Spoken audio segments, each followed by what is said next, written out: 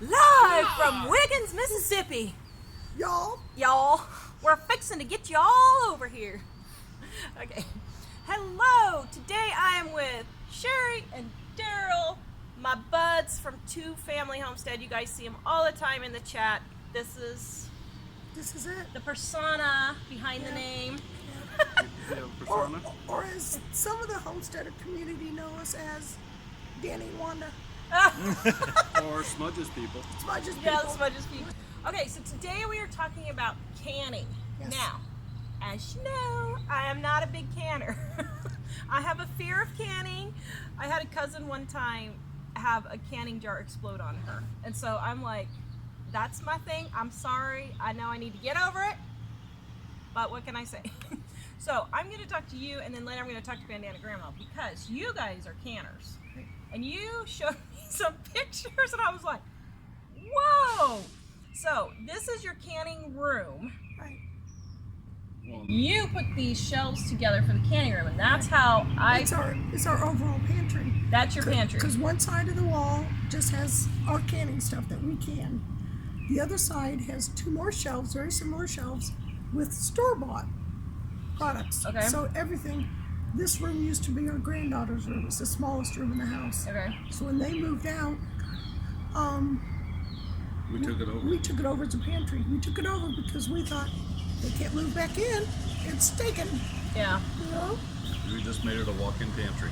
And we keep that room closed. We have an air conditioner in the window in there, so we keep it cooler. Yep. Okay. So I was suspecting it was a bedroom, but you didn't tell me it was a bedroom. Correct. So that's kind of what I was thinking. And actually, I think that's a brilliant idea. Pantries are too small, in my opinion, or not there. Right. So let's kind of start at the beginning. So do you grow all the produce you can? No. Okay. In the spring, it's called the Peach Truck. They come from Georgia, and they stop at various cities throughout the United States. Usually sometime in June, isn't it, when they start coming? Well, yeah, but we also get it from local Like farms? a co-op thing? Yeah, Or? yes, there is an apple orchard that they also have peach trees, so we can get them locally. Our apple trees have not given us any type of crop yet. The two apples we get off of them are edible, so we get our apples locally, so I can do applesauce and Okay. apple jellies and stuff like that. What kind of stuff do you buy? Let's start with that. The produce to can we Uh-huh. buy? Peaches and apples, corn.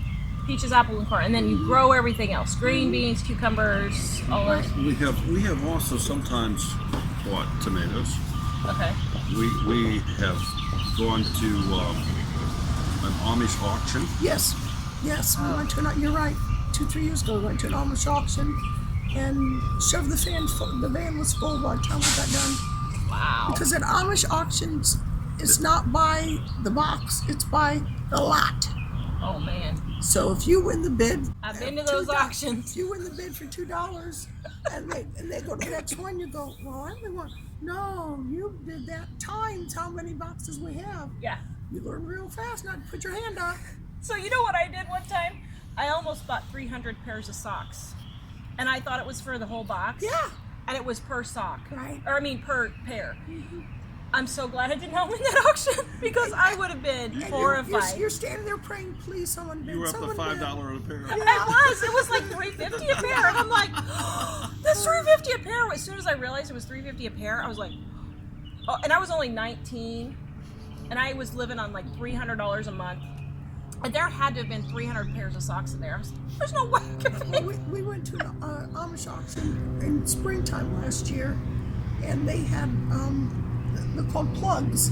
They're in the black trays that they usually start the season. yeah. But these were little tiny round things, and the Amish have the greenhouses, so they start everything. Well, they were selling basil. I want some basil. Oh, I don't remember what I 4,000 did. plants. I had tray after tray after tray after tray. I was selling that on Craigslist. I was giving it to my family. She's bidding, and I have this look of shock. And like- I'm it's like staring Sherry- at her, I'm going, It's like, Sherry, shut up, you know? and she's just going right on. How many did you end up with? Do you know? little under 4,000. We 4,000 basil plants? Did I have 12 trays? Yeah. But And here's the little thing. plugs. Were you able to sell them on Craigslist? Most of them. Were you able to get your money back that you spent on them? Not really. Oh. But I got most. Well, some I gave away. Oh, okay. Because So- that's actually a good way to do Yeah. it is But I had to basil buy. every year, everywhere. Not only my garden, my vegetables. I had them in my flower gardens. Yeah. But I also found out they were good mosquito repellent. Oh, So you plant them everywhere. yeah, I put them in pots. Oh, wow. So it moved. Okay, so do you know how many cans or jars, I guess jars, how many jars do you can a year? You have any idea? Anywhere from 800 to 1,000 maybe. Oh my, how long does that take you? What you get started at is like a conveyor belt. Well, that's true. We did last year. We had our granddaughters with us, Kaylee and Celia. We had that weekend. Celia and Papa were doing tomatoes. Yeah. Right? You were canning tomato sauce or doing the whatever. Kaylee and I were doing the peaches. Okay. So we You just set up an assembly line and just kept going. Okay. Yep. Now, do you think, because this is a big controversy, but I don't think canning actually saves when you add your time. Now, like you, it's kind of like a hobby for you. You like Right. doing it, that Right. kind of thing. Plus, there's only 2 of us now, so. And there's only 2 of you. But do you think it saves you a lot of money to grow it and can it? Or is it about No. the same? No, No, it No. does not. No. But it's better. But you know what's in It's it. better. Yeah. I will never buy another can of sweet corn. Yeah. The sweet corn that we got last year, and we took this Shucked it off. shucked it, and then I canned it. That is the best corn I have ever tasted, and I've never canned corn Yeah. before. I thought I'd try it. I'm hooked. Yeah. And that's what I think everybody says, like, our friend Bandana Grandma. She Right. says, I know what's in there. And if you have to have a low salt diet, you can adjust it Exactly. to what you Sure. want. Right. Yep. And in that case, I'm not anti-canning, people. Just get that straight. She has no table. I have no table. That hurt. But here's the thing. For me, I have chronic fatigue syndrome and fibromyalgia. For me to stand in August over a hot stove would kill me. And so for me, it's just not worth it. But if you like doing it or you want to do it, go for it. And a good place to buy canning jars for cheap would be auctions, but I see them at my thrift store all the time. But sometimes the thrift stores, they want like $1 a jar. Yeah, There's no flipping way. yeah. You No. have to, or garage sales are a good one. Estate Right. sales are really Right. good. And make sure you get canning jars if you want to start canning. Go to get them really cheap at estate sales, garage sales, those kind of things. But make sure the top, this is the Has no important thing, chips. has no chips. That's the number one thing you want to look for. Kind of just turn it around, make sure there's no cracks or anything. I have heard, now I don't know if this is true, this may be Okay. just a lie, but I've heard the new canning jars aren't as good as the old ones. Is that true? They're talking about the lids, not the jars. Okay, so it's the They lids. changed the lids. Okay. They're not sealing as well as the old ones. It's like there's not as much rubber gasket. Oh, Or really? yeah, thousands of people have already written to the ball or Fresh Tech as they own now. Yeah. Yeah, there's a different gasket. They're not sealing as Okay, well. It's so, just telephone poles on my so is there anything you can do to get the old better or the old better canning lids? You can go to garage sales and hope they have some boxes unopened, But wouldn't they be like rotting or something if Oh, they're no. older? They're okay? yeah. Okay, because I thought that lid broke down. Does it not? Well, have it not- may over a long period yeah, of time, over a but- long period, but if, Okay. I've had some that 5-10 years old and And they're okay. wash them off and they're fine. Okay. Now, so what would you give if someone's starting to can, aside from going to thrift stores and garage sales? Right. Are there any other tips you'd give people who are wanting to can? My tip would be, don't expect to fill your entire pantry the first year No. with No. canning. Because you will be overwhelmed. Yeah. You'll be overwhelmed. So what would be a good way for somebody to start canning? If they want to do something to learn what they're doing, I would do applesauce. Oh yeah, that's a or, really good one. Or tomato sauce. Applesauce is simple. Peel your apples, core them. You can stick them in a crock pot. Yep. And Dining on a and Dime maybe- has a recipe for apple butter that is And I was just gonna really say, good, and applesauce that And would I work make good for apple that. butter in my crock pot. Yep. It starts out as applesauce. If I don't want to take it out, I leave it in longer. Mm-hmm. It shrinks down more because of the air getting in. And you can add cinnamon to it if you want. Uh-huh. You can add red hots to it if you Oh want. yeah, that's so good. Yeah. Oh, that's my favorite. Yeah, I know, that's I my do favorite. that. But yeah, the grandgirls love to come over and want some applesauce, and they know right where to go. Yeah, fine. I don't buy unless it's spur of the moment. Like last year in Passover, I didn't have any more of my own, so Daryl flew up to Kroger and he had a Yeah. jar, and it's like Yeah. this. Not as it is. This I have is to an admit, it isn't as applesauce. good. Yeah. But you also have to be aware there's a couple different types of canning. You have your hot water bath and you have your pressure canning. Right. Yeah. It depends on the acidity. Tomatoes can be done hot water because there's acid. Okay. Fruits, the applesauce and all that, I do pressure canning because there's no Okay. acid in them. Corn, potatoes, I've done meatballs. Hamburger that I just first time I didn't even brown it. You stick it in the water bath and it pretty much cooks itself. There you go. You want to make spaghetti or tacos or whatever, grab a can out of the pantry, you're done. You have it all there. If you have the opportunity to go buy a hamburger at a super sale price, do it. and you go And buy you 10 can. pounds or 15 or 20 pounds and you don't have room in your freezer, Yeah, that's a great. cook it, put it in the jars, and set it on the shelf. Yeah, that's true. And you know, I have canned, I say I didn't can, but I have canned jelly. When I did take my first little dip into canning, I did do jelly in a hot water bath. And actually it turned out really good, and we used it for a long time. We lived in Idaho and we picked blackberries wild. That worked out really well for us just to can the jelly. But my last question, those canning shelves are cool. I love them. But they're not the way you bought them from the store. Correct. So you got those from Menards, Yes. right? Right. Okay. And tell us how you did your canning shelves, because I think it's brilliant. Well, the first year we had them, he put them like 2 years ago. And we have two sides of the pantry. One side is all of our homegrown or store-bought grown Canned stuff. stuff. Canned. The other side is the store purchased canned goods, dry goods, toilet paper, Members Mark,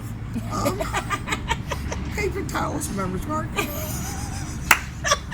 So if you didn't see our toilet paper video, you go need back to and go look. view it. Well, and the upcoming Kleenex edition is also a member mark. But okay, so but your shelves are not Right, when you originally put them up, they're about, like a regular shelf unit, they're about this far apart. So it's fine for all of them, but I ran out of shelf space. Yeah. So he decided, let's go get another set, and I'll just add more shelves. I won't use the braces. You won't use the uprights, and just add Just the shelf just double itself. up the shelving on the braces. So I had to figure out where to take all these jars and where to place them. I had some on my desk. I had my kitchen table had jars. They were on the floor. I had boxes everywhere. Yeah. Then come to find out, the newer version of the shelves don't fit the old version. Oh, So no. he almost had to start from scratch. Where there's some shelves that are regular, like quart jars can fit in. Then there's other shelves that are like about this high, and the 8-ounce quantity candy jelly jars fit in. So those can be double stacked. Because you don't want a double stacked candy jars. You don't want them sitting on top of them. A lot of people do. Yeah. No, you don't want to stack canning jars. You can have some. So you loose took like two that. shelves and then just added an extra shelf in the middle. Yep. And that's actually brilliant. I was thinking about doing that for my soap curing rack because I'm like, Yeah, sure. I don't have any more Exactly. room. Yeah. But that's a great way because I don't need the why wide have all shelves. this Yeah, I don't 8 need inches that. above the product that Yeah, that is exactly. just there. So- In the very bottom shelf, because of my lower back issues and my arthritis in my knees, I can't. If I get down on the floor, I have to have Tommy Towing come to get me back up. So the bottom shelf is just used for storage of jars or the lids and whatever. Oh, so that's every good. shelf is used for something. Yeah, good. Yeah. All right, guys. Hold on, guys, just a second. After we turned off the camera, Daryl was telling me about his cool outdoor kitchen. I was in a different shirt then. You were, because it was a different day. It's been a long weekend. It's been a really long weekend. So I want you to tell our viewers about your outdoor kitchen because I don't think enough people have outdoor kitchens nowadays. They used to be something in old-fashioned days. It's true.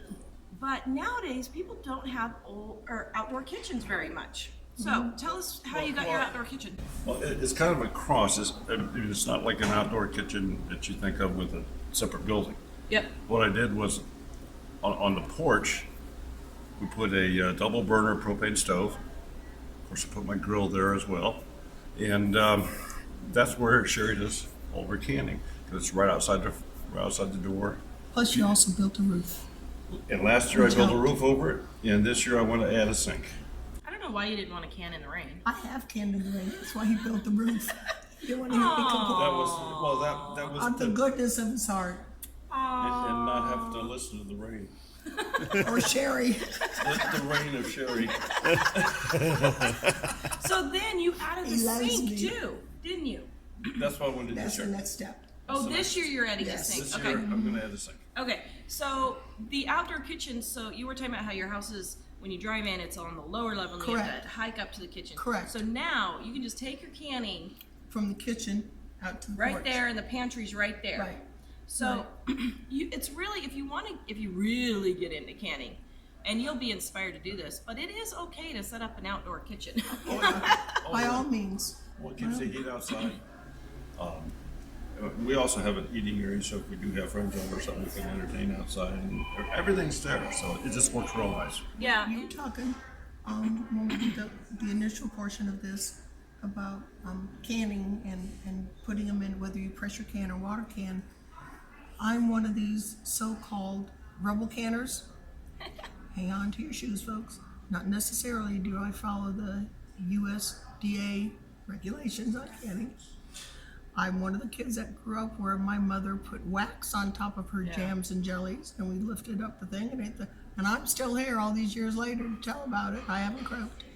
But there are times when if you put your jelly jars into the oven to heat up, make your jelly or jam, take your jars out right before, put your jam, your mixture, your jam or jelly mixture in the canning jars, and you have your lids and your screw-on bands warm in water, stick them on, and they're going to pop. They are going to seal within at least 10 minutes, I'd say.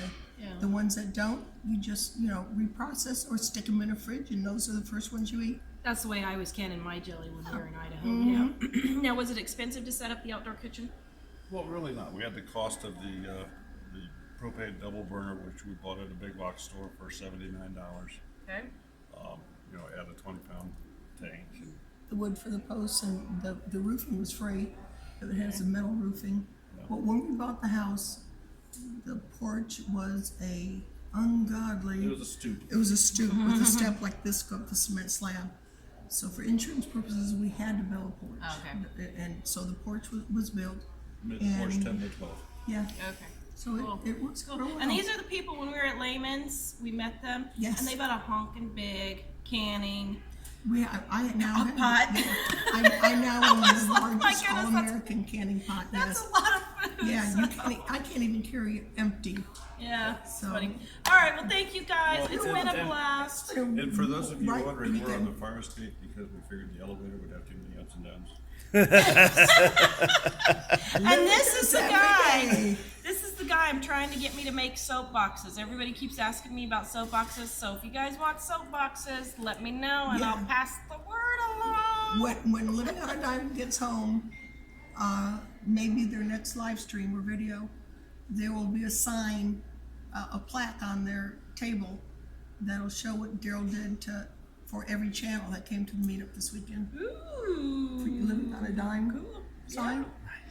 Yeah, he made the coolest little sign. I mean, and everybody, Alderman Farms showed theirs last night. We're going to show ours when we get home on the show. But yeah, Cool. that's cute. Thank you, Daryl. You're welcome. Yep, it was Thank a you, great Sherry. weekend. It was a great Yep, weekend. yep. We love the two of Alright. you. Wait a minute, should we get somebody to hold that so you can get in on this? Group hug. All right, we'll see you guys later. Go to Two Family Homestead and subscribe to their channel on YouTube. And give their channel thumbs up on their live streams, because you know I'm going to be after you if you don't. She's our thumb stream That's live upper person. Upper person. I'm your Grizz. All right, we'll see you guys later. Bye. Bye-bye.